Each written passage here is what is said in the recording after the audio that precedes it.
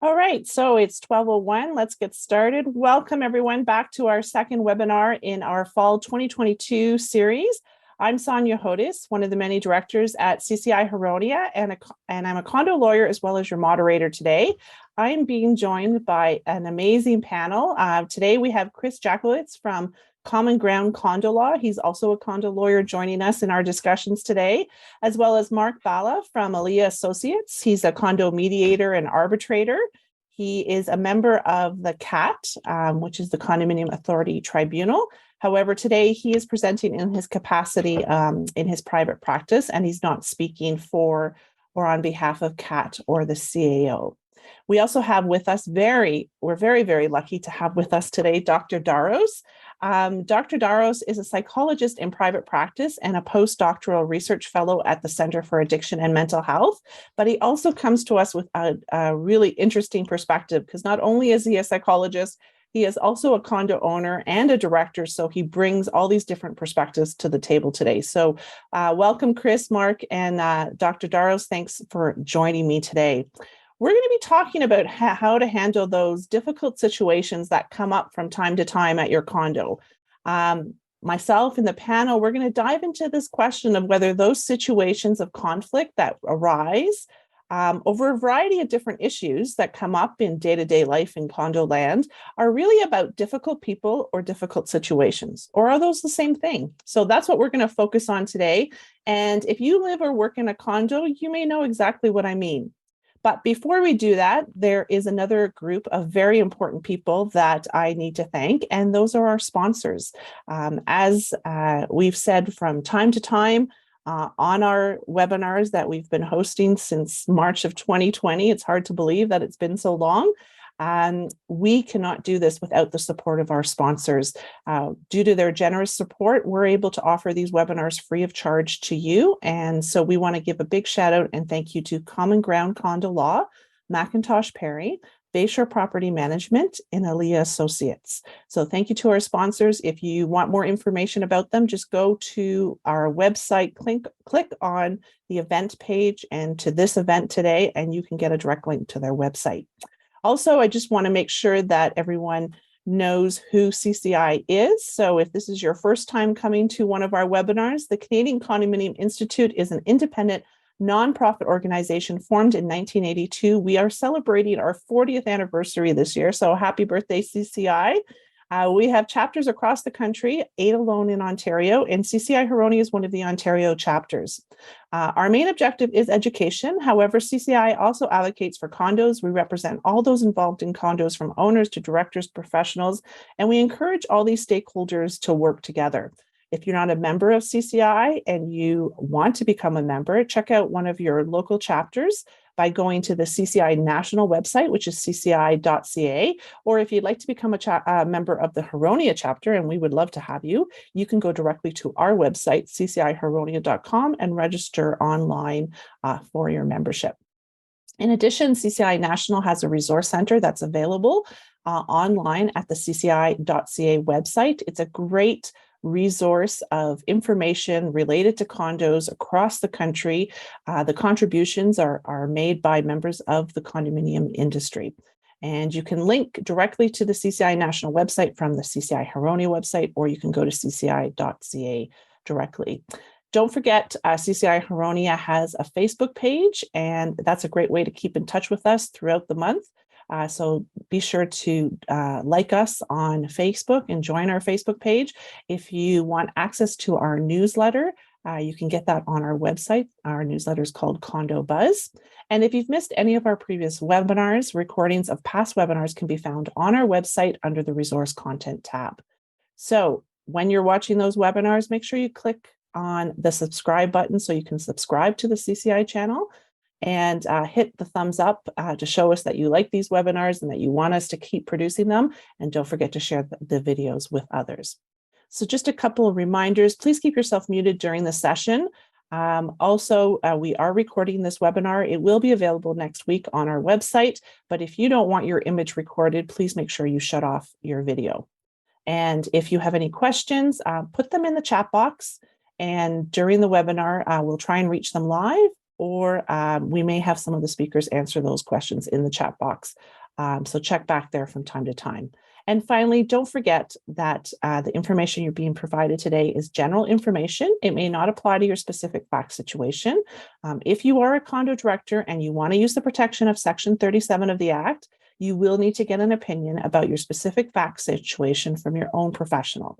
This webinar is not intended to provide you with opinions that protect you under Section 37 of the Act. And in addition, all the information provided today is current as of October 21st, 2022. So if you're watching this at a later date, definitely make sure to follow up with your professionals to make sure that the information is still applicable. And any reference to legislation during the webinar is reference to Ontario legislation and the Condominium Act in Ontario. So back to our webinar topic. Difficult people, difficult situations, are they the same thing? So I want to sort of paint this picture before we get started with our first speaker. Ideally, condominium living has many benefits. That's why people choose this type of living. And there are many images that we sort of conjure up in our heads when we think about condominium living. And I'm going to sort of cue the birds chirping. Think of Snow White and the dwarfs and the birds in the forest chirping, and she's dancing through the forest. That's kind of the ideal of what condominium living is supposed to be in most of our minds. Beautiful units with never a maintenance or repair issue to deal with, gardeners working on your grass and landscaping, creating the paradise you call home, someone always there shoveling the snow in the winter, making sure that there's a clean path for you with not a speck of ice or snow in your way, never having to worry about maintaining any part of the beautiful building that you live in, as there are always these condo fairies in the background working at all hours of the day, making sure everything is just perfect. And everyone that lives in the building is happy and no one ever has a bad day. There's no conflicts, only drinks every Friday at 7 in the community room. Everyone understands the rules, they follow them, as they all know that it's in the best interest of the community to do so. I could go on and on and on. And I'm just wondering whether I should stop the music of the birds and now switch to Ozzy Osbourne and Black Sabbath, because the reality of condo living, despite the fact that this is our ideal, isn't always like that. And sometimes it's like Ozzy Osbourne and Black Sabbath. And no offense to anyone out there that likes them, but that's a really good contrast to Snow White and the Seven Dwarfs with the birds in the background.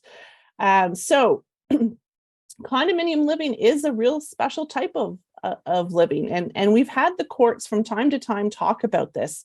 And there's a case a couple of years ago, MTCC 933 versus Landon. And I really liked how the court talked about what condominium living is in that case.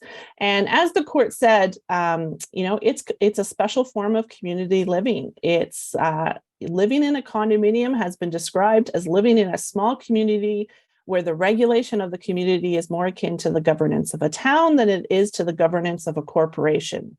Condos are small communities with all the benefits and potential problems that go with living in close collaboration with former strangers.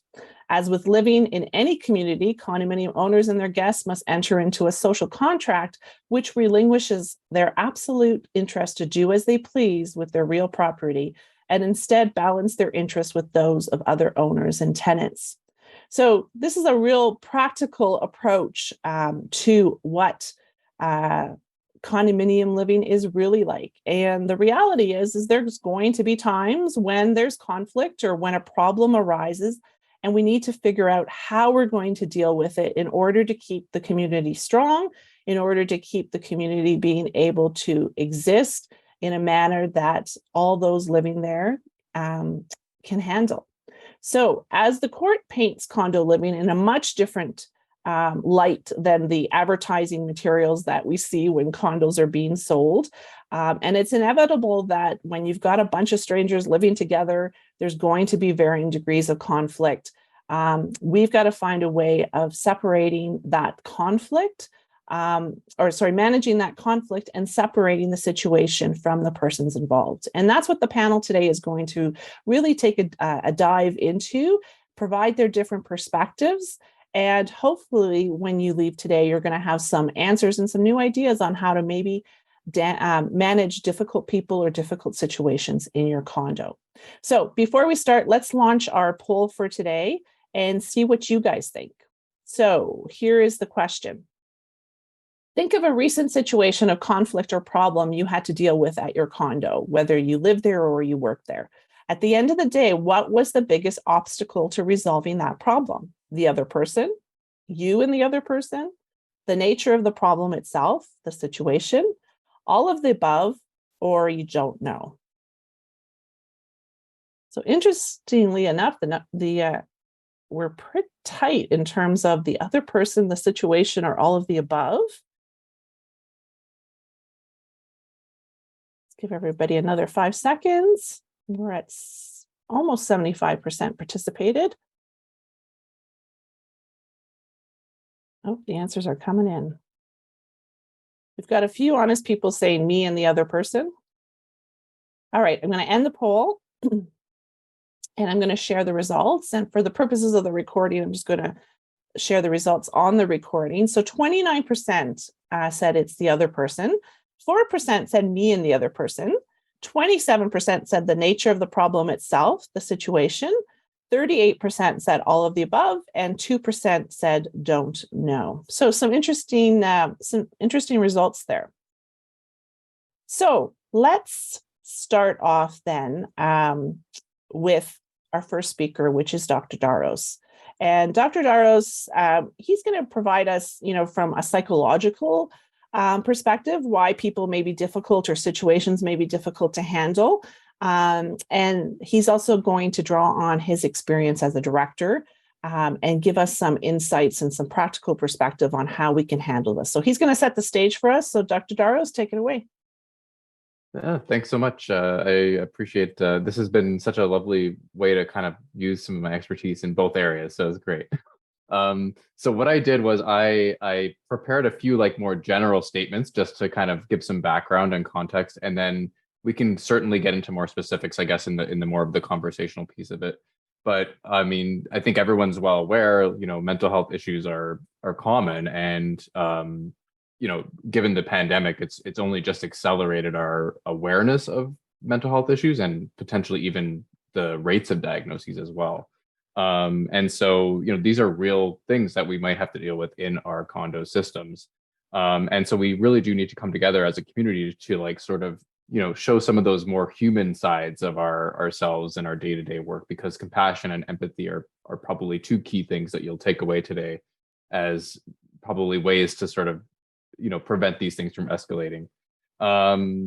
So I also just wanted to comment that, mental health it fluctuates, right? So we have people who have mental health conditions and are doing really well, and they're stable and they're well medicated, or they're just kind of not having any symptoms. But there's also people who at times shift towards the symptom expression, right? So you have people who end up actually showing more symptoms, and it might be more apparent, but this can actually fluctuate.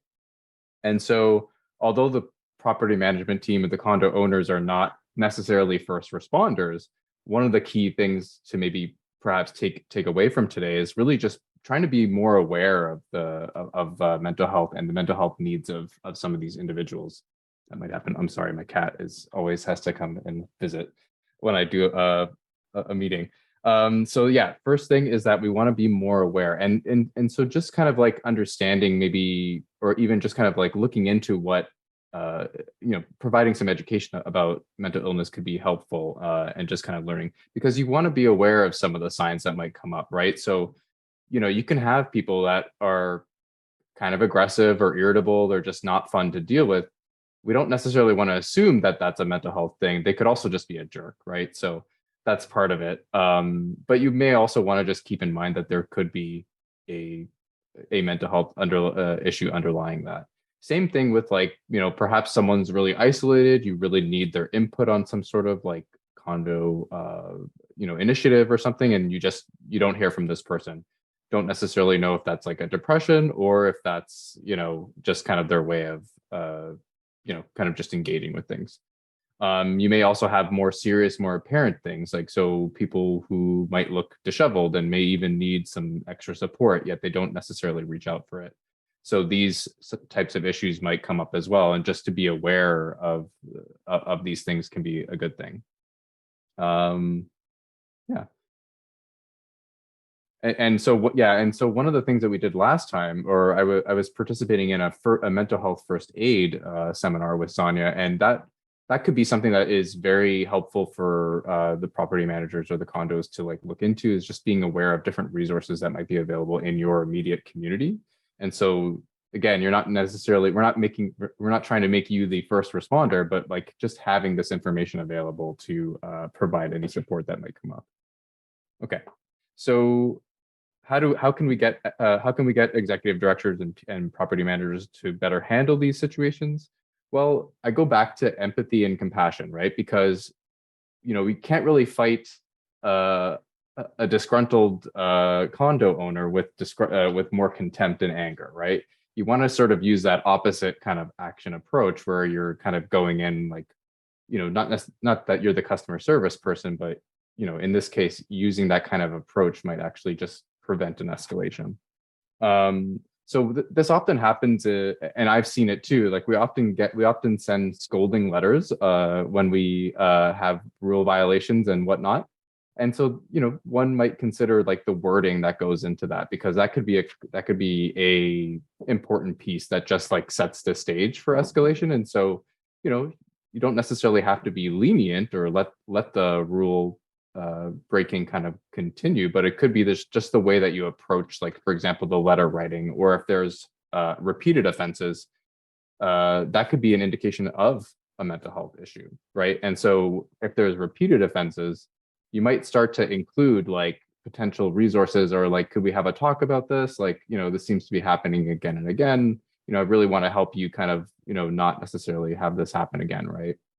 And another piece is that wording emotions are really charged in these situations, because I think we were kind of chatting about this in a preamble, is like these are people's homes. And so when you feel violated for doing something that you just thought was like kind of okay, and like even though humans are really trying to be the best that they can be, we sometimes break rules and think that we can get away with things, right? So emotions are really charged, and if you can put yourself in the other person's shoes, how it feels to get like one of those letters in a place that you maybe own, you maybe live in, and it has like really like it can have like a lot of emotion to it, and that can create the possibility for escalation.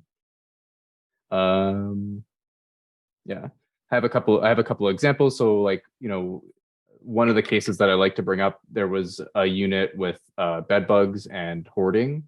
And this particular person actually owned 2 units. So they had a large bill in terms of repairs, right? Because of the abatement procedures and all that things.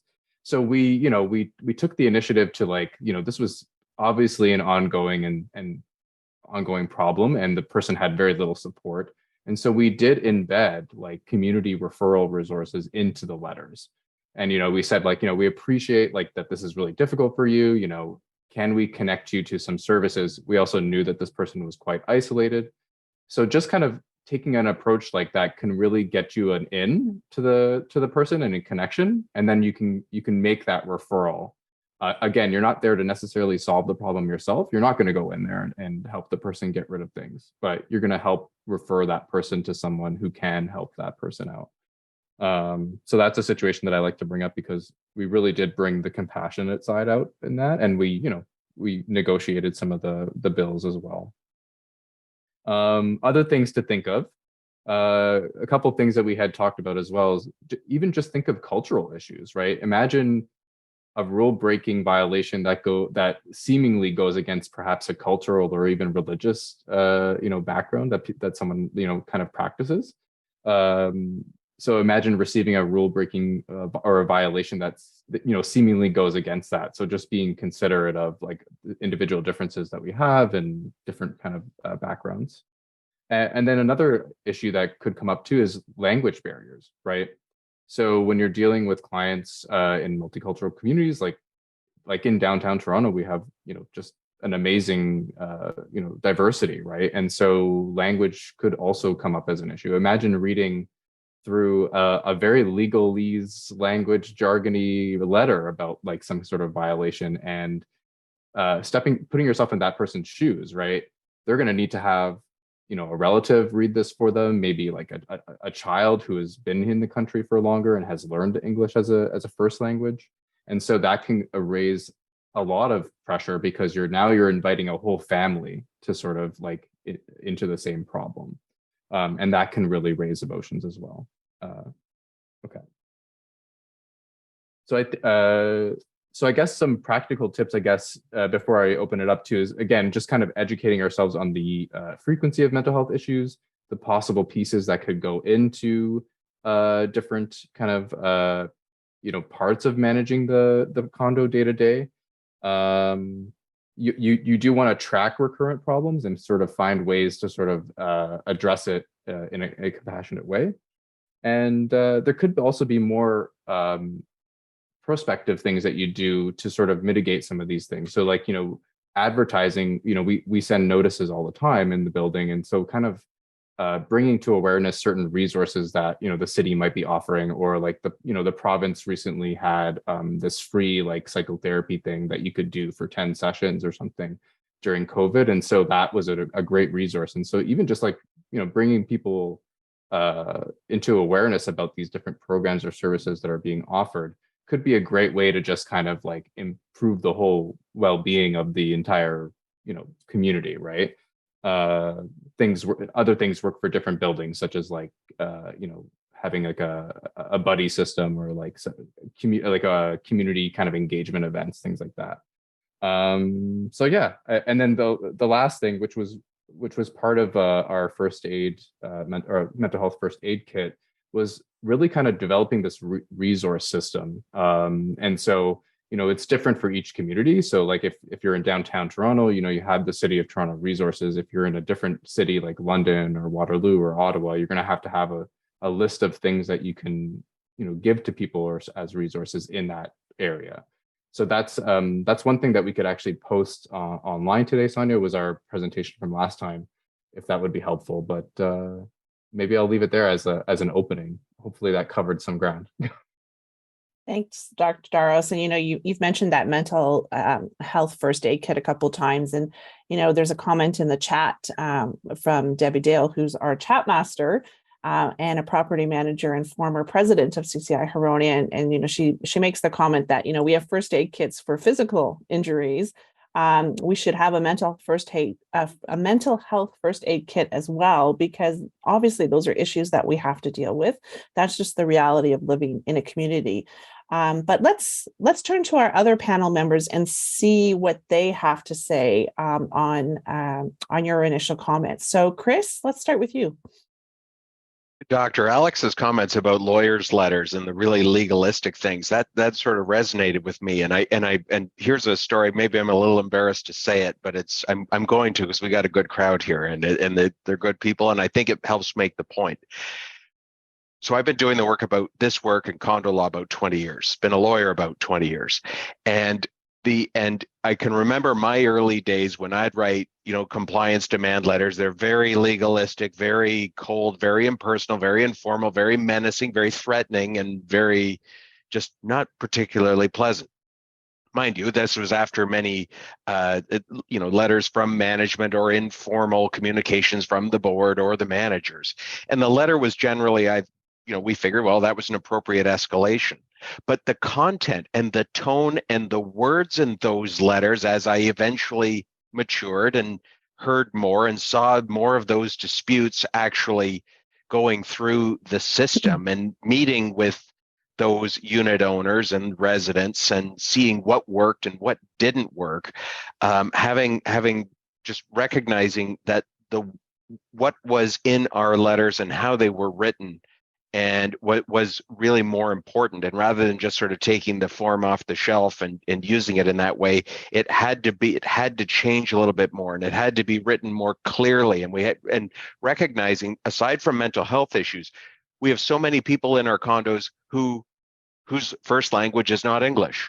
And so, using a whole lot of big words and very technical language is not that terribly helpful. It has to be a little bit more accessible. It has to be a little more conciliatory too. Like eventually, if situations are escalating, I mean, the time for Mr. or Madam Nice Guy passes, but those initial things, whether it's from managers, the board, and eventually from lawyers and others, it needs to be gradually escalating, but it must always be courteous and civil, and most importantly, clear. So as to what the problem is, what must be done. I like Dr. Alex's suggestion there to say, listen, you got to have some empathy there. And if you know that there's a problem, you've got to try to recognize that and to offer some support or some ideas based on that. And I think a lot of part of me going into all of this is that many directors and managers, and many of the managers who are overwhelmed with the volume of this stuff nowadays, and particularly since the pandemic, might be very tempted in many cases to say, listen, we haven't got the time to keep communicating with this. Let's just escalate it to legal and put it into the system and try to get it off our desks so we can focus on everything else we've got going on. That's tempting, and I totally understand where that's coming from.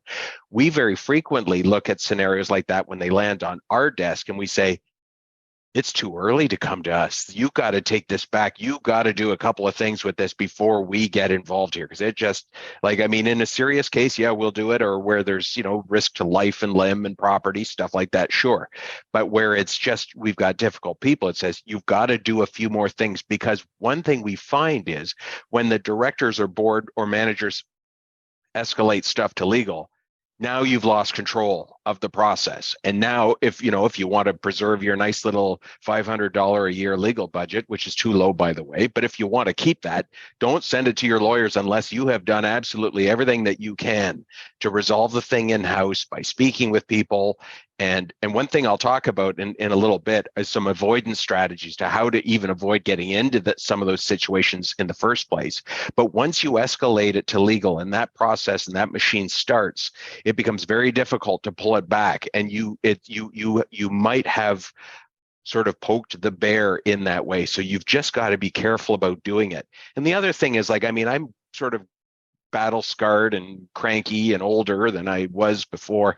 And so when I get a better sense now of when a case comes to me saying that shouldn't be here now, you really don't want me to do anything with this. And in fact, I don't want to do anything with it. So no, you deal with it. And then mind you, come back to me if it's not working out so terribly well. So that's an important part here about managing some of these difficult situations, is just to be really mindful about how and when and how far you escalate it. So, because that might take you someplace where you say, well, I'm just sort of following the steps in the dance routine here. Yeah, but it just may not be the right thing based on the particularities of that circumstance. Or maybe you have to ask yourself, have we really done everything that we can do or everything that we should do before it gets escalated to the next step? So I'll stop there and see what else we've got on that topic. What do you say, Sonja? Thanks, Chris. Well, I'd add one thing to your comments and sort of piggyback, on Dr. Daros's comments and your comments about the letters. I've been practicing as long as you have, so I don't know if we want to disclose those amount of years. I'm still trying to think that I'm in my 20s, but regardless, I think that one of the other things that's really important to highlight in the letters, and it's something definitely that I started doing later on in my career, is using the letters as a tool to educate. So while it's been escalated to the lawyers to, take it to the next level, I still like to see that first letter coming from the lawyer as an education tool, because we do know that in condos, and this goes back to Dr. Daros's comment about, step into the person's shoes who's receiving that letter. Right? They may have no idea that the rules even exist, right? We know people don't read those packages they get when they buy condos. So I like to use those letters as an education tool and trying to explain how the law works and why they need to pay attention before we get into more direct, you need to do this, and if you don't, these are the consequences. But let's talk to Marc, because Marc, he comes from the perspective of a mediator and arbitrator. And, his first job is to try and see if the parties can come to a solution. So, Marc, what are your comments on Dr. Thanks. Daros's initial presentation. Well, first, I just want to say I was glad that you spoke, Sonja, after Chris, because I came into the industry the same time as both of you, and Chris had me feeling really old, so you helped me feel a little bit younger again, and I appreciate that. I'm glad that Dr. Daros brought up the example of bed bugs, because I remember maybe 15 years ago, there was a real problem in the condo industry around bed bugs, specifically around the stigma that was attached to somebody having bed bugs, the worry that they'd be perceived by their neighbors to be unclean, to be dirty. So a lot of times people who had the problem wouldn't necessarily report it to anybody, and they'd rather take steps to try to remove the problem from their premises. And inevitably what would happen was the problem would get worse, because in dragging a mattress down the hallway or that sort of thing, the bed bug problem would just spread, which really kind of highlights the first piece that I'd like to talk about with respect to mental health, and that's the stigma element. And I know that a lot has been done in recent years to try to take steps to reduce some of the stigma attached to mental health challenges. The reality is, if we look at the statistics, the number of people who have mental health challenges, every condo has somebody that has a mental health challenge. With that being said, I don't think I've ever had a mediation where somebody has not referred to another person as having some kind of mental health challenge in a derogatory way. We're at a time and age where artists like Beyonce and Lizzo have to change the lyrics to their songs because the choice of words that they use are inappropriate in terms of talking about people's mental health challenges. I think it's something that when we talk about creating a space in our condos where people can get help, we need to recognize that there are people who are having challenges, whether we see it or not. We don't know what everybody's going through, and that it's important for us to create an atmosphere where it's okay for people not to be okay and can get help that they need as they need it.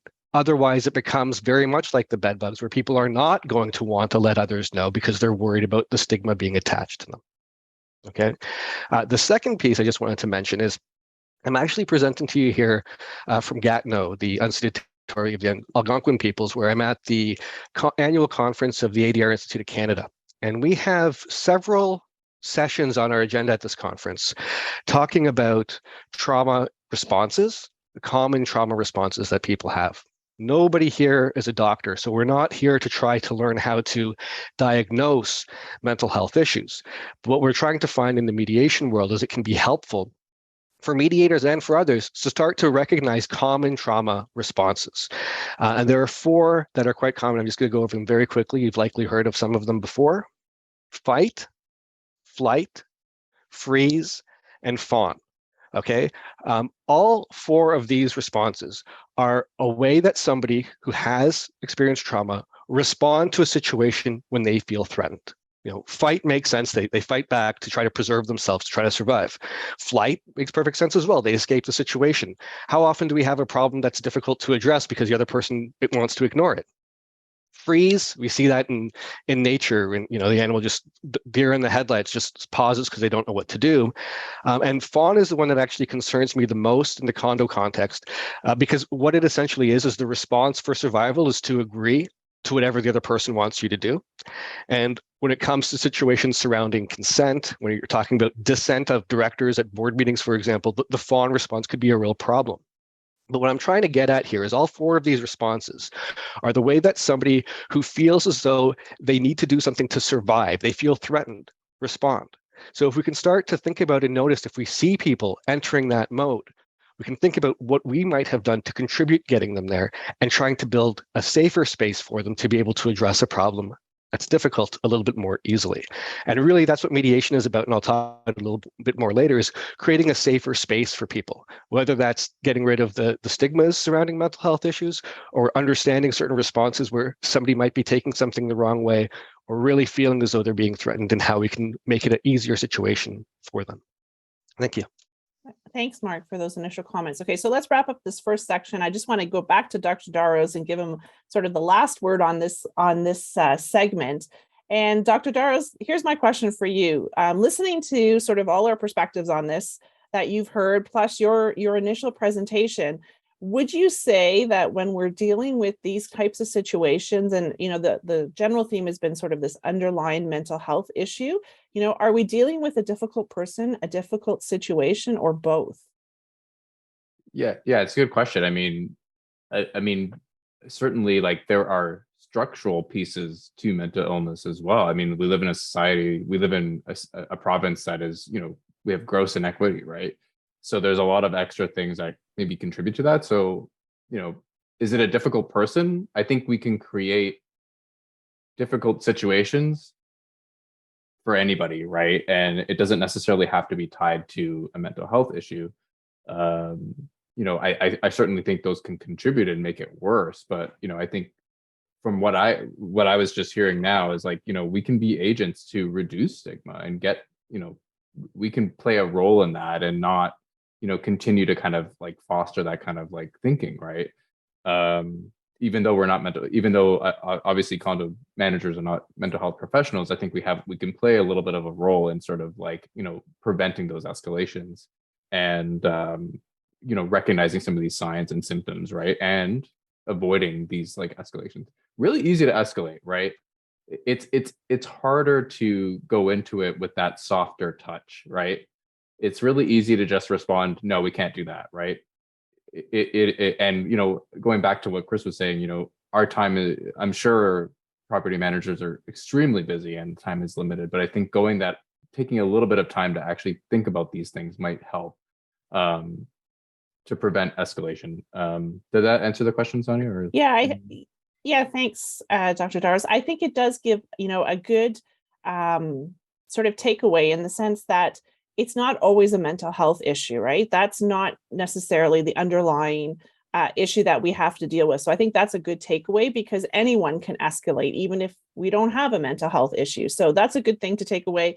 And, the lighter touch is just a good approach, maybe as a new way to deal with things, and thinking about that. So having said that, let's move on to our next segment, which Chris is going to start us off with.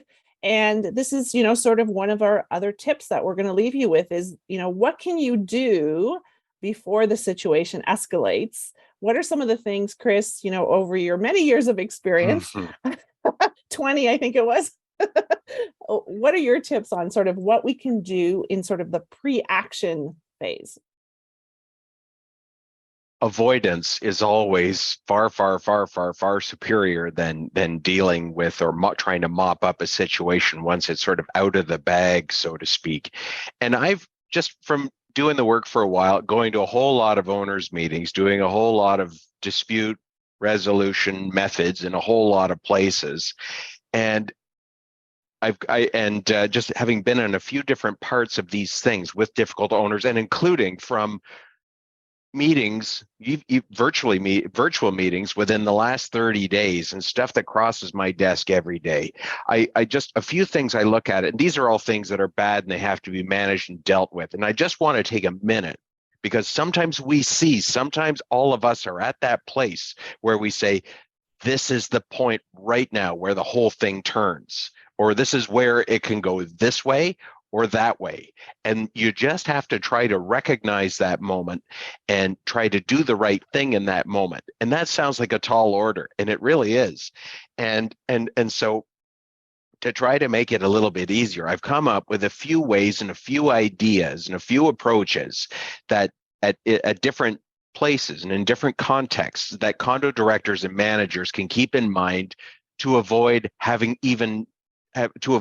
to get to that situation where you say, do I go this way or do I go this way? Because because if you do it correctly, you're not even there. You don't even have to think about it, which is great. You can focus on your work. You don't have a problem. And that the owners who can otherwise, any owner could become a very difficult owner very quickly. I mean, this is mental health issues aside. If you poke a bear long enough, or if you abuse a person, or if you disrespect them or disregard their interests for long enough, you will develop an enemy for life. And now you've created your condo's nemesis in a way. So this is, to keep in the back of your mind for when you're dealing with your owners regularly, to avoid these situations from arising. That's the point that's the perspective I'm going to take here. And the first one is, it surprises me sometimes, like on a general basis there, that there's sort of an us and them approach. I hear that when I deal with condo boards, or even sometimes when I'm sitting at meetings. I'm sitting at the head table and I've got either members of the board saying, you owners don't understand. It's like this and like this and like this and like this. And I go, last I heard, folks, I mean, everybody at this table here, you're all owners too. And, yeah, you've got a little bit extra power, some extra responsibility, but with that comes the extra burden of having to keep relating to the owners in the audience there and to make sure that they've got the information, that they understand the things that you're going through, and that they have some understanding of the basis on which you're making decisions that affect their lives, their use of their units, their enjoyment of the common elements, and most importantly, that you're paying for it with their money, all of your money. So like these are just things that it's very easy to escape. And like not many of us, from leadership roles, whether or from our training or experience or education, it comes more naturally than others, but it happens to any of us that we can forget that two-way, that the covenant of the owners to dutifully pay their expenses, follow the rules, and be good neighbors. That only comes if the owners say, here's the board that is being transparent, they're being communicative with us, and they are respecting us, and they're listening to us, or at least we have the sense that we're being listened to. Like if it's a two-way street, and if that is not functioning in that way, you're going to make some lawyers very happy, because you're going to have a lot of work for them at some point. So keep that is an important part of the covenant, the social condo contract in a way, so that us and them thing is something to be avoided at all costs. And one thing, what we talk about, the owners having the sense that the board is being responsive and listening. And there's a few really simple things that I think many of us see at condo meetings or just in our dealings with condo owners, that things, ask yourself, if you see these things or if you catch yourself doing this, think about it. And that is, at an AGM, you're at the general question and answer or new business phase, an owner says, I think we ought to put some, can the board look at maybe have it like those doors by the garbage room are pretty noisy. Can you think about putting a squeak on them or something?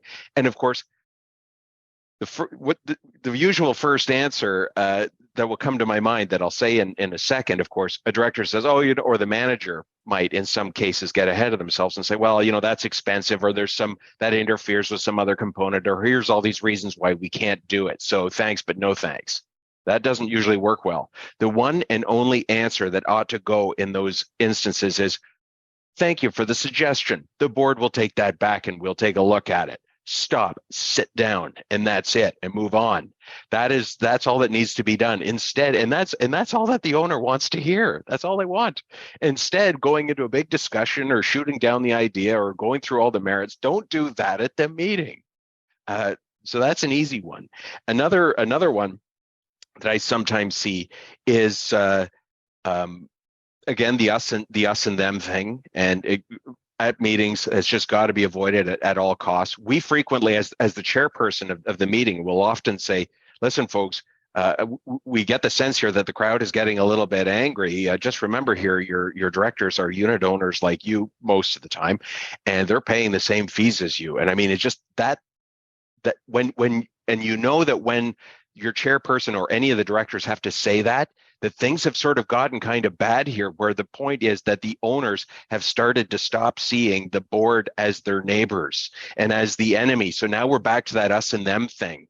So you got to get things back on track at that point. The meetings are a great way to do that. Holding town hall meetings, like here we are on getting this webinar as a Zoom meeting that's inexpensive to set up. You can get a lot of people participating.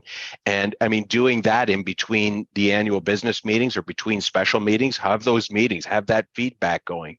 Just make sure that the input is going, and get the information going back to the owners on, this is what we're doing, this is what we're deciding, this is what we're thinking of. We're glad to take some owner input on this stuff, and to get a sense of what's more important, keeping our fees low or having this problem solved, or increasing our unit values, and try to get some mandate from the owners, or at least to get them thinking about it. So those are useful tips. And now, aside from sort of generally and from meetings, I also want to just hit shortly on the issue of condo records, because the condo records cases, that's where we're seeing in the Condo Authority Tribunal right now, where really bad situations have developed, where now you've got for instance, the condo's nemesis number one keeps bringing cat cases over records. And the thing is, you say, well, how do you deal with that? That's not easy. And I don't have any answers for that. But I have a good idea about how to avoid those cases even going there in the first place.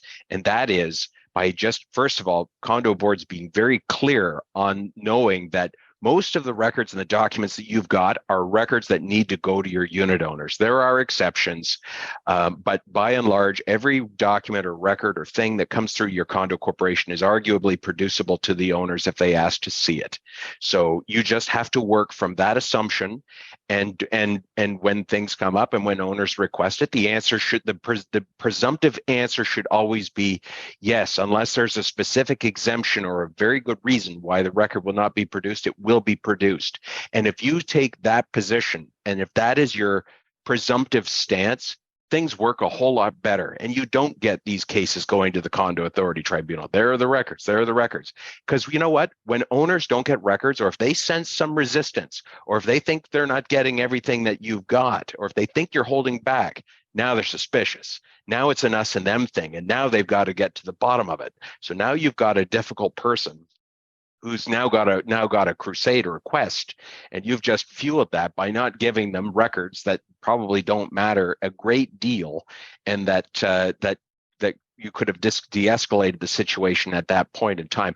Part of it comes from the fact that only in the last few years now we've got this clarity. We've got Condo Authority Tribunal giving records and now releasing things like owners lists and things like that most people are still not clear on. But we now have that clarity, and getting a little bit of legal advice and relying on your managers, and just also having good systems to say, yeah, we can crank out those kinds of records, or we can sanitize them quickly enough, get them out the door. That's very useful. So by de-escalating that, you no longer have a point of conflict now. The owners got their records and they can thumb through it all they want and try to find the smoking gun that doesn't exist, but they've got it, and you've done your part and you complied with the law.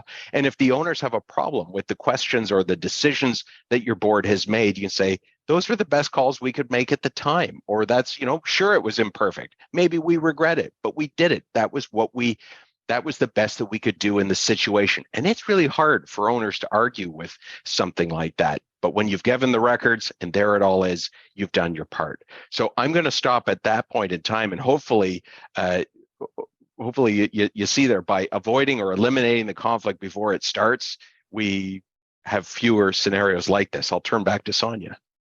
Thanks.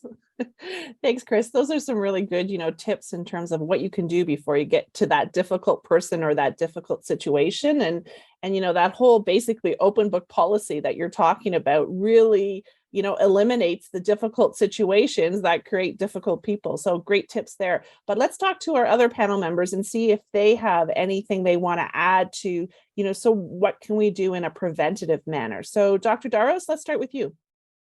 I like the transparency piece, because I think it is the opposite to, like, escalating, right? Like you're basically providing an openness, right? And so it can be hard to do, but admitting mistakes or admitting like this was the best thing, we're happy to revisit it. I think that is a great way to approach things, and it prevents the uprisings that could happen at an AGM or something. So that's definitely something that we probably have to do this AGM, that we're going to have to be open about something that happened. And probably, I think the board is committed to going in with that approach versus trying to cover it up or like not have it come to light, essentially. So I'll just say that. Yeah. Dr. Daros, I want to ask you this question from a psychological perspective. When you've got that owner who is like ready to fight, right? He's the bear that you don't even need to poke. He's ready to go. In terms of like sort of that psychological perspective, what's the best way like to do that preemptive strike to sort of like calm the bear down?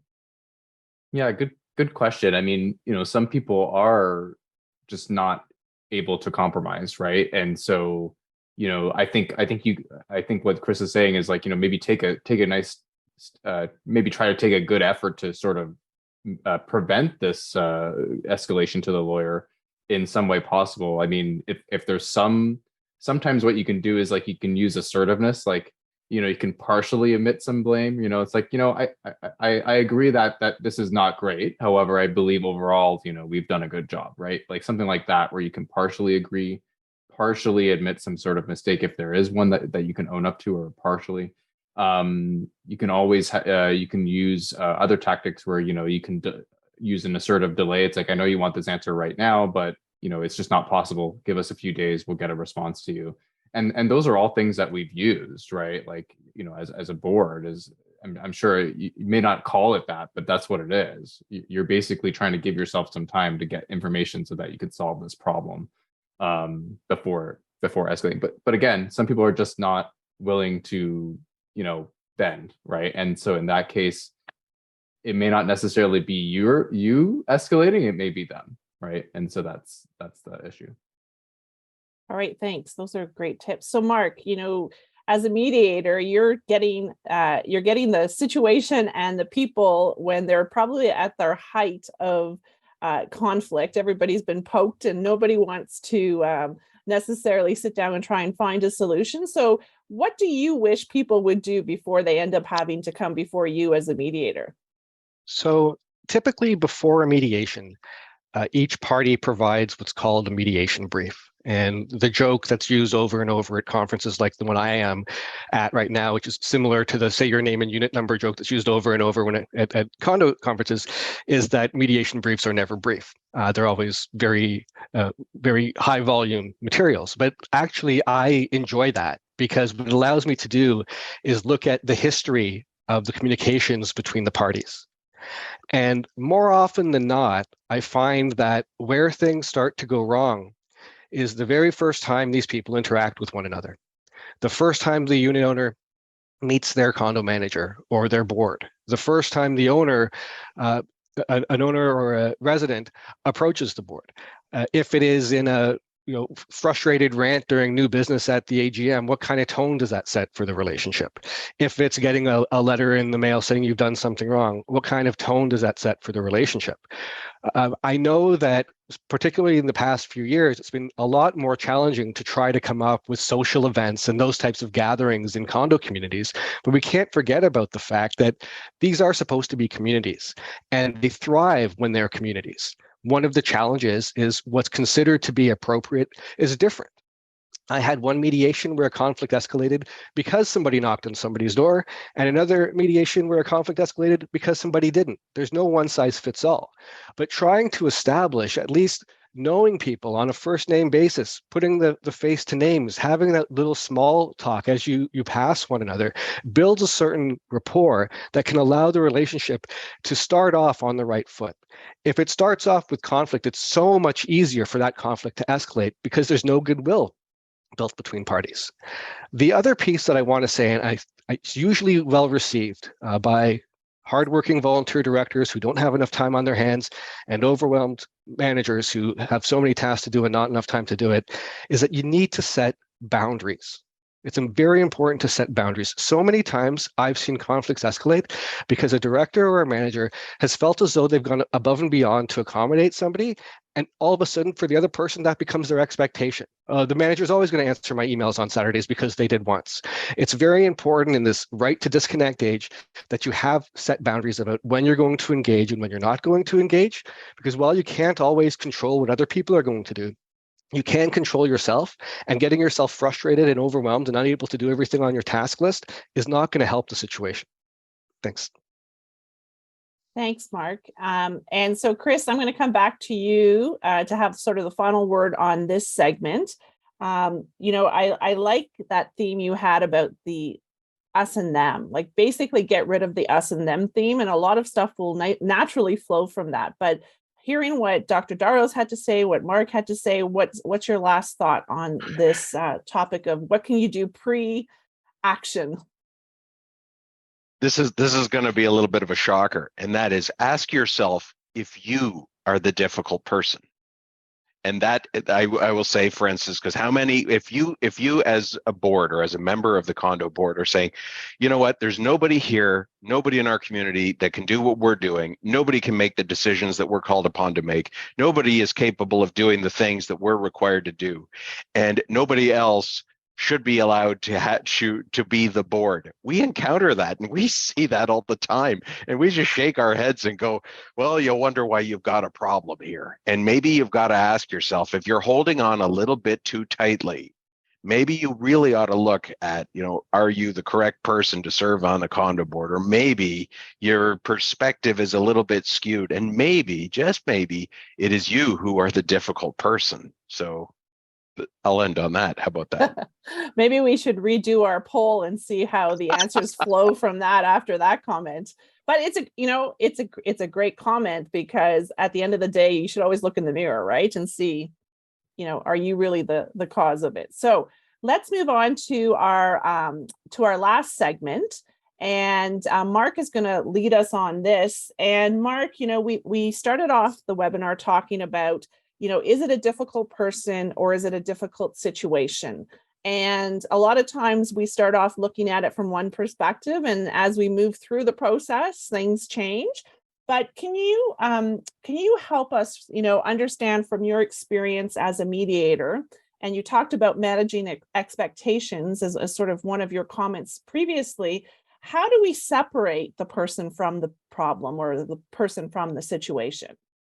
That's really one of the key terms in terms of explaining what mediation is and what mediators try to do. Essentially, the concept of separating the person from the problem, which is outlined in the book Getting to Yes, is the idea of not making the problem, the situation that's difficult, of the person who's creating the problem's very identity, separating it so it does not seem as though the person is part of the problem, but rather you're working with the person to address the problem together.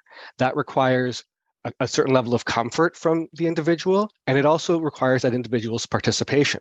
And if you have, and I've seen this so many times, if you have somebody that's creating an issue for you in your condo and they will agree to something, it's a lot easier for that to resolve the issue than tell them what to do and expect them to do it. Right? So the whole concept is to try to come together and to work together. When it comes to these types of environments, one of the examples I'd like to give in trying to explain mediation, I've never myself been arrested, but I've seen on TV the saying, when people get arrested, anything you can or say can be used against you in the court of law. Mediation is the opposite. Mediation is supposed to be an off-the-record, confidential discussion where anything said does not come back to bite you in a court of law. The only thing that ever would be if you enter into a settlement agreement. So what we're talking about here is creating a safe environment where people can have open dialogue. That's where you can have a better understanding of different people's perspectives. You can get a better understanding of what they're all about, and you can get a better understanding of the underlying interests that you can work with to try to find a solution that everybody's agreeable to. There are a few techniques in trying to do this, but one of the big ones is trying to establish shared expectations. And this is something with communications in the condo world that I see all kinds of issues with. Why? Because in every other communication somebody has in their life, they expect a reply very quickly in this day and age. If they're contacting a company with a concern, they're expecting a very quick response. But those companies that have large volumes of communications from people, what do they do in this day and age? They have an automated system that acknowledges receipt of the communication and explains when you can expect to have a reply back. The average person who's not well versed in condos does not appreciate that the board can only conduct business at duly constituted board meetings, and those do not take place on a daily or weekly basis.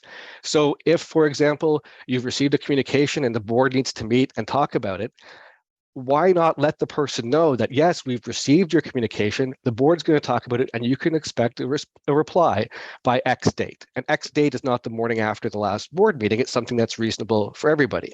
What does that do? It avoids misunderstandings or misperceptions from escalating the conflict. So many times people feel ignored. They don't feel that they've been heard. If they never see their board members, if they never interact directly with their board members, you can understand how that could be the case. But if at the very least, they can have a reasonable understanding of when they're going to expect to hear a reply. You can get everybody on the same page in terms of how communications go, and you can try to build those relationships to make everything better. In terms of the us versus them situations that Chris talked about, I remember years ago, I was involved in this condo, and the directors who are part of the condo would never identify themselves at the AGM unless they were up for re-election, because they felt that if they did, they'd get a target on their back. what kind of atmosphere is that in terms of talking about community and building good relationships? You have to find those boundaries, but if you get everybody on the same page, it's a lot easier to get there. And I just want to quickly, because I saw in the chat one mention from what I mentioned earlier in terms of the for common trauma responses and that sort of thing. Nobody here, with the exception of Dr. Daros, is expected to be a doctor, right? We're not saying that you're here to diagnose these issues. What we're trying to build is an awareness so you can see if possibly somebody's reaction is because they have been very negatively affected and are in that survival mode. And maybe that's why a situation is starting to escalate. And as I said before, while you can't control what the other person does, you can certainly consider your own behavior and how your own behavior might contribute to that kind of response, even in the tone of what you're doing or how you go about engaging somebody. There are different ways of communicating in this day and age, and not everybody is comfortable with the same way. If you have somebody that's not that comfortable with letter writing, receiving written letters, why not have a brief conversation with them to try to make the interaction more human and try to make yourself less of a perceived threat to them? It really all comes down to trying to build community and doing that by getting to know one another, which is so much more easier said than done in condos. But I think every board that is able to achieve this is able to do more to address their conflicts earlier on than not. Thanks. Sorry, Sonja, we can't hear you. Oh, sorry, I forgot to unmute myself. Thanks, Mark. Those are great comments that you made there in terms of giving that perspective of what mediation is all about at the end of the day. And your comment about communication, I mean, it always comes up in condos, right? Communication is sort of the key to everything. And that's a really good good thing to take away from here, in case you've forgotten that communication is really, the foundation of how we can deal with anything that we have to deal with in a condo. And the way you communicate, the tone, somebody made a comment, I think Debbie made a comment in the chat about the tone of your communication. Chris made that comment as well, is so crucial. You can say the same message in a variety of different ways, and they're going to be reacted to depending on the tone of that message. So that's a good takeaway, but let's hear what the other panel members have to say. So Chris, your thoughts?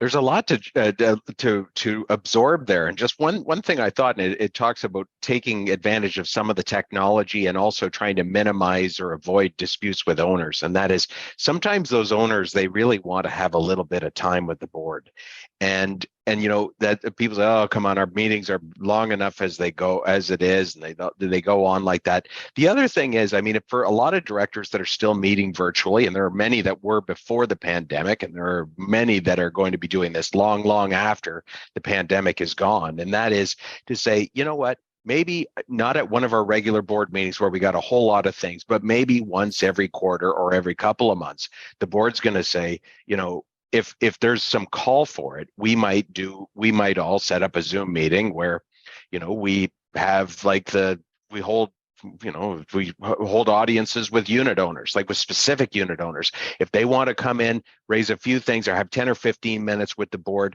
okay, we've got you slotted in at our next, I'm trying to avoid the saying, like when the king holds court or the queen holds court, that kind of thing. But it's that kind of thing where the board says, here we are, for owners that have specific issues to raise with us. And of course, you encourage people to put it in writing so the board can think about it in advance. But for those owners who are not comfortable with writing, or they talk more with their hands or things like that, if they just want to do it that way, to say, yeah, we'll hear from you. We have a Zoom. We do a Zoom thing every now and again. The manager will give you the details. There it is. We'll give you 15 minutes. And the other nice thing about that is you give that access to the owner so they can come in, they can say their piece, they can do whatever they want. And the board just makes up their mind by following some of the earlier tips. Don't be rejecting things. Don't make decisions on the spot. Just listen, say, okay, we've got it. We'll think about it, or if we need to make a decision, we'll get back to you. Or we'll take that suggestion and we'll see if we can work it in, or see if it's something we can or want to do, but we'll decide later. But just having that communication there, you've got the openness, you've got the transparency. That owner's going to walk away and saying, well, they heard me. They listened to me. They might not agree with me. They might never have me back again, but at least, they did that. And that's one that your board has done taken one definitive action there to de-escalate what could otherwise become a terrible situation at a later time. And that's all it takes. So use the technology. And the other thing is, you don't have to worry about if owners say, listen, folks, you got 15 minutes. And at the end of the 15 minutes here, the manager sounds the gong and hits the remove button. So, make it within that period of time. So at least you've removed some of the awkwardness. You make it very accessible, and especially if you've got directors who are out of town or your owners who are out of town. So use the technology, folks, and keep those meetings virtual. Thanks, Chris. I love the town hall meetings, and I know with my clients, I'm trying to encourage them to do those town hall meetings because no decisions are being made at those meetings, right? Where an AGM or an owners meeting, there's usually something that has to be decided. And so taking the conversation out of a decision-making meeting into just a conversation meeting is a great idea. And I also like to use those town hall meetings as a way to educate owners. So put in an educational component because, like we said before, not all owners understand how condos work. And this is a great way to start teaching them because knowledge is power. And sometimes that's a great way also to avoid the disputes. So Dr. Daros, your thoughts on sort of what Marc was presenting in terms of separating the person from the situation and how mediation works. What are your thoughts? Yeah, I think this is where like you can use your what we would call theory of mind, right? Stepping into someone else's shoes to sort of like consider like what some of the factors that might be contributing to that other person's just in general state of being, but also like the problem. But I think communication is really important too. I think that's one of the emerging themes here is like, using these assertiveness, these are called assertiveness tactics, right? Where it allows us to communicate more effectively, and so that could be one takeaway resource from today too, is like, pick up I think you had a suggestion, Sonja, like getting to yes, or I'm sure that's like related to assertiveness as well. But I think that's kind of the emergent theme, and just, kind of putting yourself in someone else's shoes, I think is, those are just really good takeaways. Yeah. Thanks. Yeah, that was Marc's reference to the book Getting to Yes, and somebody was asking about it in the chat box there, so I just put that up there so people could see that. But that is a great book in terms of trying to understand how we can mediate disputes. So that kind of takes us through our three segments that we wanted to cover. I know there's a lot in those segments, and I know that you need to kind of digest this. And luckily we're recording this, so you can always go back and watch the webinar recording again and share the webinar recording with fellow board members or property managers or whoever you think will benefit from it. But before we wrap up today, and we're slowly getting to the end of the webinar, I want to go through the panel, and I always like us to leave some tips, something that we can implement now as opposed to having to like plan for decades to get something done, but just something that we could start implementing tomorrow or next week or next month at our next board meeting or our next owners meeting, or the next time there's a conflict and we have to communicate with an owner about it. So I'm going to run through the panel, and then we have a bonus one at the end that I'm going to leave everybody in suspense with. You'll have to wait till the end to get it. But let's start with Dr. Daros. Sort of what is your tip or tips that you want to leave us with today? Yeah, hard to distill all the hour so far. I guess a couple tips. So if I had to name a few, like just you can educate yourself a little bit more about mental health. You can go to CAMH's website, just type in camh.ca, and there's an education portal there. I'm hearing a lot about communication, so my immediate thought is like, look at how you're communicating with the residents and the owners, right? Are there ways you could be more effective in that? Are there ways that the PM can be more effective, like in kind of going between the board and the residents as well? What else? I really like the trying to really prevent the escalation by sort of just trying to do, looking at how you're communicating and just kind of stepping out of your shoes for a bit too. So I guess that's kind of my takeaways. Thanks, Dr. Daros. And Chris? I'm going to jump on Dr. Doris's concept there about the communication, but add to it, leverage the technology. Most people, most directors and managers will say, yes, we hear about communication all the time, but who's got the time for it? And how do we do that? And the thing is as Sonja, you might have mentioned, you mentioned the town hall meetings where we can have meetings and they're much more accessible. Owners are participating. They can be done much more frequently. So that shortens our AGMs and it brings down the temperature and it releases the pressure before AGMs, and it keeps stuff, it prevents stuff from getting bottled up. Also, I mean, any kind of, with your management firms using the community websites or using like when owners say, you got to communicate with us more often. And managers and boards can say, yeah, but you know what? We're not distributing paper lists here. We need owners to subscribe and to agree to receive notices electronically so we can push this stuff by email or use the community website that we're all paying for that nobody's using, if that's the case. Like, use that and get them onto that. And for when owners say, you're not communicating with us, you say, oh, in addition to the periodic information certificates we send twice a year, the updates that get posted to the community bulletin board on the website every few weeks, you mean between all of that, that's still not enough for you? And I get owners to appreciate and respect the efforts that the board is taking, of course, by reminding the owners that you guys are doing all of this stuff. And if you're not doing this stuff, start doing this stuff. That's that. Thanks, Chris. Okay, Mark, on to you. I mentioned earlier that every condo has at least one person who has a mental health challenge. And likely the same philosophy applies to everybody that's here today. There's people among us even here that have mental health challenges. I'm one of them. But I think the important piece, in addition to learning about mental health and offering kindness to others, is to take care of our own mental health.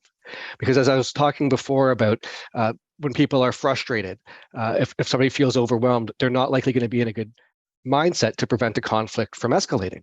So while Chris talks about using technology, I know he's not saying keep your phone in your hand 24 hours a day. He's saying schedule meetings more frequently and be at the meeting, but afterwards make sure you have some time scheduled that you have as downtime and you're not going to be available to people so you can take care of yourself as well. The other piece I wanted to share is to think about what information does the other person not know that might help the situation for them to know. We make a lot of assumptions, and I think that just asking yourself that question, and then you can think about the best way to share that information, because there's ways you could share it that could be helpful or hurtful, but may be helpful overall to just think about what is it that they don't know that I might be able to help them understand, which will make the situation easier for everyone. Thanks, Mark. And I always remember what my grandfather used to say to us is, you can always get more with honey than vinegar.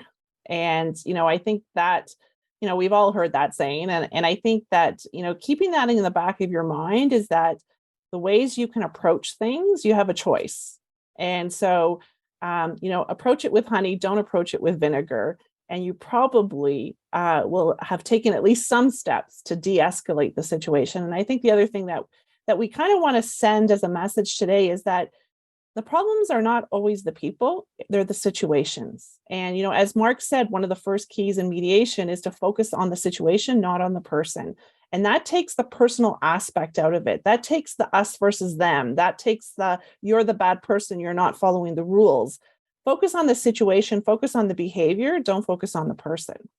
Now, I said I have a bonus for you, and we didn't have a property manager on the panel today, but I do have a tip. I have a list of 10 tips from a property manager who's been in the industry for a long time, and she's our chat master. Debbie Dale, when we put this presentation together, she fired me off an email and she said, here's my 10 rules. And so I thought they were great, and I'm going to share them. And Debbie, I hope you don't mind, and feel free to add anything if you want to as I'm going through them. But here are her 10 rules from a property manager's perspective. Rule number 1, email has no tone. Watch out. Hello versus hi in an email. Take care and be well versed. Yours truly, etc. So, be kind in your emails. Think about the words that you're using. Email that is in response to anger is ideally a draft and then review before sending the next day. That's a golden rule, right? Don't ever write anything when you're mad. Write it out leave it, don't send it, look at it the next day before you send it, and probably make some revisions. Rule number 3, find the root cause before responding with a decision. Rule 4, a smile goes more than a mile in a different dialogue. Offer to do a Zoom chat instead of just writing back and forth. And, that's a great thing. These days, everything is done by email. Everything's done in writing. Sometimes just picking up the phone or having that face-to-face conversation or that Zoom chat conversation can go a long way. Rule number 5, determine the history. If any, old scars resurface over and over again. So get to the history first. Number 6, good cop, bad cop. Sometimes it works. Rule 7, seek a common ground. Rule 8, there's 2 sides to everything. Sort out the perspectives and opinions before trying to resolve. Rule 9, empathy counts. Even if the verdict is not what is desired, empathy for the frustration of all condo owners or people involved really helps the situation. And rule 10, ask questions and understand that people love to tell their story and let them do so. So I thought those 10 rules from Debbie from a property manager perspective really sums up what we talked about today. And I think we've covered them sort of all in all the discussions that we had. So we're going to leave you with those tips from the panel and from property management.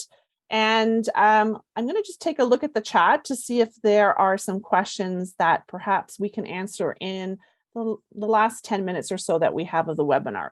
So there was a comment in the chat, and I don't know, Chris and Mark and Dr. Daros, if you saw that, but it was basically a situation of owners screaming at property management, and then property management provides answers to the owners, but then the owners run to the board, and then the board's providing other answers without sort of checking in with property management and getting the full story. And, that's a common situation that we see.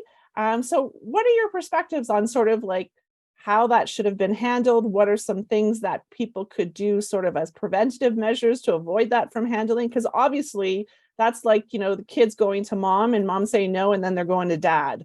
So why don't we start with you, Mark? Sure. I was at the post office last week, and there was a sign there that essentially said that they're not going to give service to anybody who is rude. I see it on public transit buses, same kind of thing. Bus drivers tend to take a lot of abuse. I expect, if it's not already the case, it should be very soon that every management office should have one of those signs up. Every security desk should have one of those signs up, because you're a condo manager, because you're servicing people and they're not always happy, does not mean that you should be subjected to abuse. Harassment is not okay. So I think that if you have something very clear that that is not how the person is going to get whatever they want, by having a preemptive warning to say, we at this condominium do not tolerate those helping us being abused by that type of behavior. It tries to establish an appropriate tone, and I think it allows anybody who's being subject to abuse an ability to do something about it earlier than if that kind of warning isn't there up front. Thanks, Mark. Dr. Daros, any thoughts? I like that idea, because there is some general, I think, support for that, and that it does actually work in most cases. And I agree, like, sometimes a helpful reminder is good. We see it even in healthcare right now too, right? Yeah. The question was about, are there any, do you have any ideas or tips in terms of how do we handle these types of situations where, you've got an owner basically running to property management, they don't like what they hear, and then going to the board, hopefully to get a different response? Right. Yeah. I mean, I might, perhaps like reach out to the board with that specific, target of a conversation, right? I think that, aligning yourselves is a good idea, right? To have a better transparency, better flow of information, right? I think consistency in the information is probably going to be important if you don't want to upset that kind of chain of command. Yeah, I think consistency is really crucial there. It's the same in the parent relationship, right? Mom and dad need to be on the same page, otherwise the kids will rule. Yeah. Chris, your thoughts? It's okay to call it out too, right? It's just the way you do it, right? So if the PM is having that problem, like, hey, can we talk about this, to like sort of like, let's make it so it's easier for both of us, and find solutions rather than making it an argument per se, right? So yeah. I've got two angles on that. First of all, I completely agree. If you are in the midst of having if the condo corporation is in the midst with, or at the cusp of having a dispute with a difficult owner, if you've got there being sharp divisions between management and the board right there, you've got a problem, and it's just going to snowball. And other people, and especially difficult people, or people that are about to become difficult or could become difficult, they're going to sense that, exploit it, and you have a problem. The other thing is boards have to realize that and I think managers have to realize too, the way the relationship between condo management firms and condo boards over the last 50 years is about to change drastically. It just is going to, it's inevitable. And even if they don't know it yet, for the simple fact that there's such a grind on managers nowadays, people are different. People are a bit more insistent. The technology has in ways helped us, but it in ways has hurt us. The 24-hour thing, owners' expectations and everything. There needs to be a tighter integration and a closer understanding between the condo managers and condo boards, or else one day there just is going to be some sort of reckoning, and we are going to be going through several years of weird transitions, and we don't know where it's going to go, but people just need to be aware that that's what's going to happen. And for those boards in the room that have said, we've gone through multiple management firms or multiple managers in a short time, that will only increase if you don't look closely at how can we work more effectively with our managers and harness them in a way that actually makes sense, and not just the way that we used to do it, which is basically now obsolete. More at 11. Yeah, really good points there. And I think Debbie put a comment too about boundaries and just realizing what the market is like. Management firms will terminate contracts if they're not if they're in situations that are abusive. And you also have to remember that from a management firm perspective, they have obligations under Occupational Health and Safety Act. They have employees, but as a condo, you are a workplace. And although you don't have they're not your employee, they're contractors, you are still a workplace. So you still have legal obligations as well in terms of harassment. Management firms, they can pick and choose their clients these days because there's not enough managers and there's more condos than managers available. So, as a board, it's really important that you work with your manager. Your manager is your team member. They're part of the team and they're there to help you. And the last thing you want to do is have your manager, take the action that they've been instructed to do, and then have the board go around and do something different. And from another perspective, part of the problem of having different channels for owners communicating as opposed to one channel where everything gets funneled through the management company and then goes to the board is you lose your records, right? So when owners talk to management, there's a record created. But then when the owners are talking to board members in the hallway or in the elevator or sending a direct email to board members, you're starting to lose the records of the corporation of what's going on in that situation. So, in terms of setting boundaries and keeping things consistent, it is really important that you have one channel of communication and everyone respects that channel of communication to be able to protect the corporation in terms of, if things really go bad down the road. So just another thing to think about. We're going to end on this question, and anyone can jump in terms of their thoughts on this, but it was a really good question. And I think we do, we have to realize that, managers are dealing with a lot on their plate. And, thank God I'm not a property manager because I don't know if I could deal with all the things that they have to deal with. And so their mental health is being stressed to the max. And not only do they have a lot to do, but they have a lot of people, coming at them from different directions. And so the question in the chat box was, what advice can we give our managers who have to deal with owners on a regular basis to maintain their own mental health and avoid burnout? So let's end the webinar on sort of your tip on how we can help property managers maintain the sanity and avoid the burnout that we're seeing in the industry. So who wants to start off on that? Go ahead, Dr. Daros.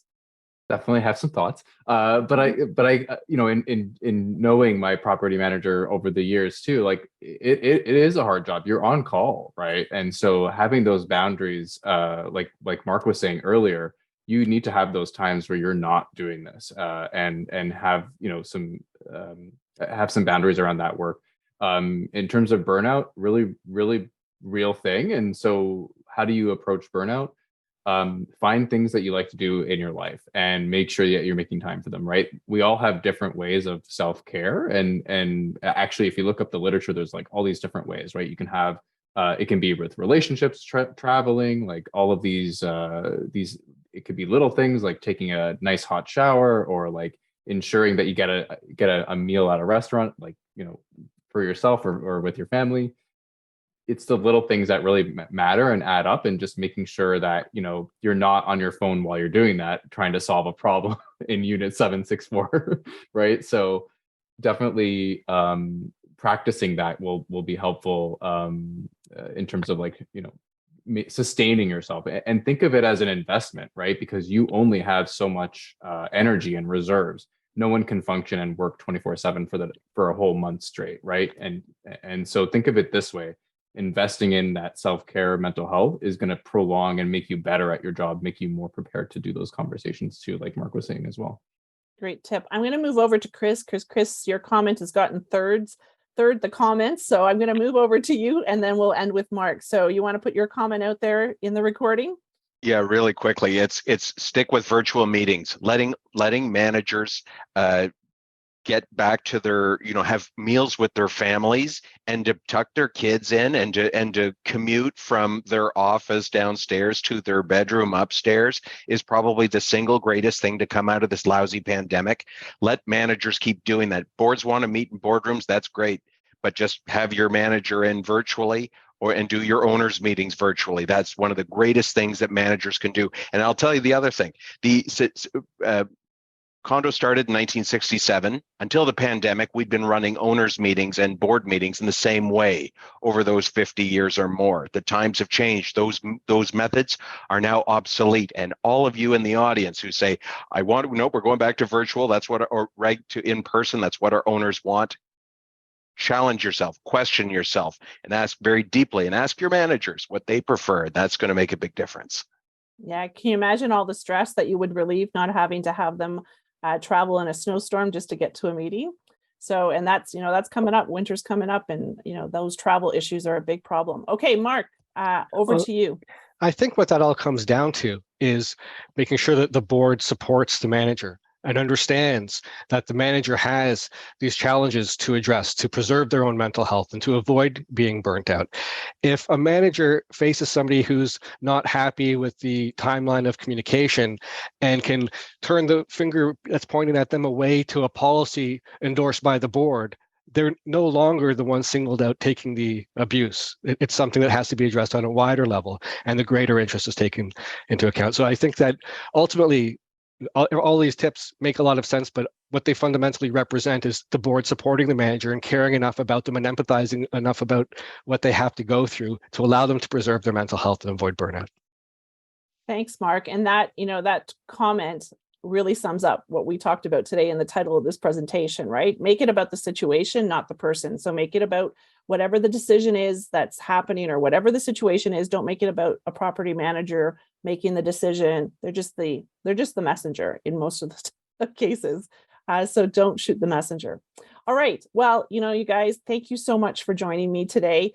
This has been a great discussion. I was looking so forward to this topic and this webinar, and you guys have not disappointed myself or the participants.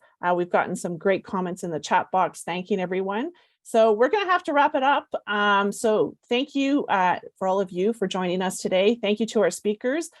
Thank you to our sponsors once again for supporting CCI Huronia and for supporting these webinars. And I would like to just give me 1 second to share my screen just so that you can see the sponsor logos again. So Common Ground Common Law, Bayshore Property Management, Aaliyah Associates, and McIntosh Perry. Big shout out to all of those companies. Thank you so much for your support. And again, if you go to our website, click on this event page, you can link directly to their websites from our website. And just a couple of reminders, our next webinar is November 18th from 12 to 1:30. And we're going to be talking about money, which is a topic that all condos will pay attention to. The title is Can You Be Richer Than You Think?